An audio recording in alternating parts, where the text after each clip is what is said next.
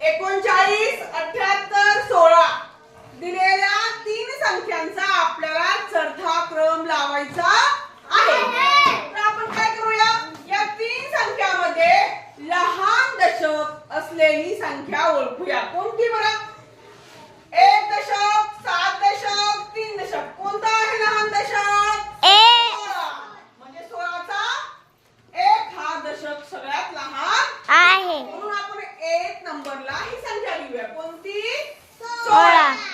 आता 2 नंबरला संख्या लिहिताना राहिलेल्या दोन संख्यांपैकी लहान दशक कोणाचा आहे? 3 दशक हा लहान असल्यामुळे 39 ही संख्या 2 नंबरला लिहूया। ओके? आता राहिली कोणती संख्या 3 नंबरला? 78।